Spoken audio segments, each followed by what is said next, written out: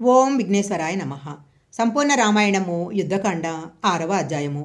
రావణుడు ఆ రణభూమిలో నిహతుడై పడిపోగానే విభీషణుడు ఏడుస్తూ ఆయన దగ్గరికి పరిగెత్తాడు. అప్పుడు ఆయన అన్నారు, అన్నయ్య, ఆనాడే నేను నీకు చెప్పాను, యుద్ధానికి వెళ్ళవద్దు, తప్పు చేసింది నువ్వు, నీ తప్పు నువ్వు దిద్దుకో అన్నాను. కానీ నువ్వు నా మాట వినలేదు. ఆ వినకపోవటం వల్ల ఈనాడు ఎలా పడిపోయి ఉన్నావో చూశావా? ఆ రోజు నా దర్పంతో ప్రహస్తుడు, ఇంద్రజిత్తు, కుంభకర్ణుడు, అతిరథుడు, అతికాయుడు నా మాట వినలేదు.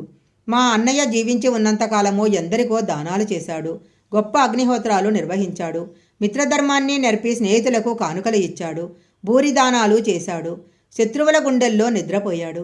ఇన్ని చేసినవాడు ఇవాళ కేవలం కింద పడిపోయి ఎందుకు పనికిరానివాడిగా చేతులు భూమికి ఆంచి నోరు తెరిచి ఉండిపోయాడు.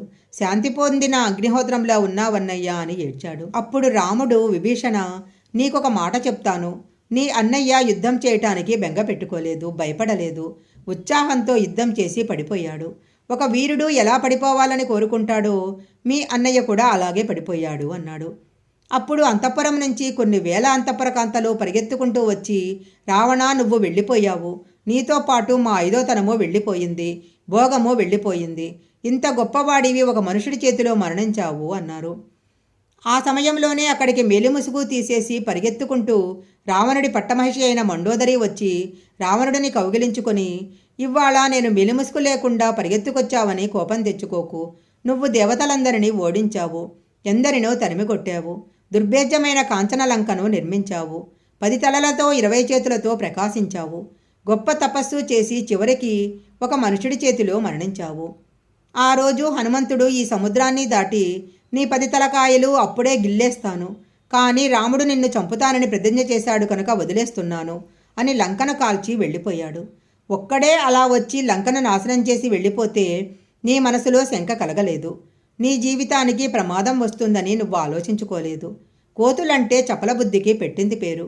అలాంటి కొన్ని కోట్ల కోతులను రాముడు వెంటబెట్టుకొని సముద్రానికి సేతువు కట్టించి దాటి వచ్చాడు. నీకు అప్పుడైనా అనుమానం రాలేదా? ఒక మనుషుడైన రాముడి చేతిలో చనిపోయావు అని పక్కకు తిరిగి రాముడిని చూసింది.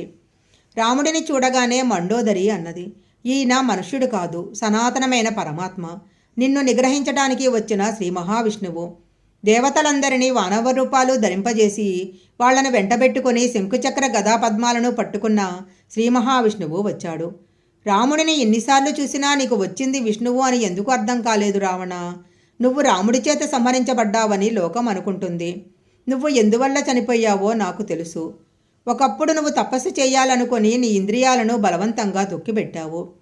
అప్పుడు నీ ఇంద్రియాలు నీ మీద పగబట్టాయి. అందుకని నిన్ను చంపింది రాముడు కాదు, నీ ఇంద్రియాలే నిన్ను చంపాయి. ఒకసారి కామం పుట్టింది అనటానికి నీ విషయంలో ఆస్కారం లేదు. మహాసౌందర్యరాశులైన భార్యలు నీకు కొన్ని వేల మంది ఉన్నారు. వారితో నువ్వు ఎవరితో క్రీడించినా నీ కామం అదుపులో ఉంటుంది. ఎక్కడో అరణ్యంలో ఉన్న సీతమ్మయందు కామం పుట్టి ఆవిడను నువ్వు అనుభవించటం కాదు, నువ్వు, నీ రాజ్యము, నీవారు భ్రష్టమవ్వడం కోసము నీకు ఆ కోరిక పుట్టింది. దుర్మతి, నీకు సీతమ్మ ఎవరో అర్థం కాలేదు. ఆమెడ రోహిణి కన్నా, అరుంధతి కన్నా గొప్పది. తన భర్తనే అనుగమించి వచ్చిన ఇల్లాలు ఒంటరిగా ఉన్నప్పుడు ఎత్తుకొచ్చావు.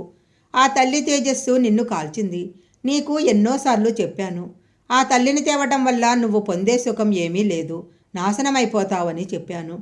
నువ్వు చేసుకున్న పూర్యపుణ్యం వలన కాంచనలంకను అనుభవించావు, ఎన్నో సుఖాలు పొందావు. కానీ సీతమ్మను తీసుకొచ్చి ఇంట్లో పెట్టడం వల్ల ఆ పాపాన్ని అనుభవించాల్సి వచ్చింది. ఈనాడు పడిపోయావు. విభీషణుడు పుణ్యాలు చేశాడు, సీతమ్మ ఎవరో తెలుసుకున్నాడు. ఆ పుణ్యఫలము ఇవాళ విభీషణుడిని అనుభవంలోకి వచ్చింది, బ్రతికిపోయాడు. రావణ, సీత నాకన్నా గొప్ప కులంలో పుట్టిందా? నాకన్నా గొప్ప రూపవత? నాకన్నా గొప్ప దాక్షిణ్యం ఉందా? సీత నాకన్నా ఎందులో గొప్పది? కానీ నీ దురదృష్టము, నాకన్నా సీత నీకు గొప్పదిలా కనపడింది. నా తండ్రి దానవరాజైన మయుడు, నా భర్త లోకాలను గెలిచిన రావణుడు, నా కుమారుడు ఇంద్రుడు జయించిన మేఘనాథుడు, నేనున్నది కాంచనలంకలో అని అహంకరించాను. కానీ అది నిలబడలేదు, అబద్ధమైపోయింది. ఇవాళ నాకు కొడుకు లేడు, భర్త లేడు, రాజ్యం లేదు, బంధువులు లేరు. నీకు తలకొరివి పెట్టడానికి ఒక్క కొడుకు లేడు. నువ్వు మహాపాతకం చేయటం వల్ల 10 రోజులలో నా పరిస్థితి ఇలా అయిపోయింది. మహాపతివ్రత అయిన స్త్రీ ఏ ఇంటికన్నా వచ్చి కన్నీరు పెడితే ఆ కన్నీరు కింద పడితే ఆ ఇల్లు నాశనమైపోతుంది అని బాధపడింది. ఇక్కడ మీరు ఒకటి గమనించాలి. పతివ్రత అయిన వేరొకటి భార్య నేను చేసిన పని వల్ల ఏడవడం కాదు. నా భార్య నేను చేసిన పని వల్ల ఏడ్చినా ఆ పాపం వల్ల నేను నశించిపోతాను. అప్పుడు రాముడు ఆమెడ చాలా శోకించింది. ఆమెడను లోపలికి తీసుకెళ్ళండి. రావణుడి కొడుకులందరూ చనిపోయారు కనుక ఈ శరీరానికి చేయాల్సిన కార్యాన్ని విభీషణ నువ్వు చెయ్యి అన్నాడు. అప్పుడు విభీషణుడు, రామా, మీరేమైనా చెప్పండి. వీడు బ్రతికున్నంత కాలము వీడి జీవితంలో ధర్మం అన్న మాటే లేదు. బ్రతికున్నంత కాలం పరస్త్రీల వెంట తిరిగాడు. ఇలాంటి వాడికి అంతిమ సంస్కారం ఏంటి? ఆ శరీరాన్ని అలా వదిలేద్దాము అన్నాడు.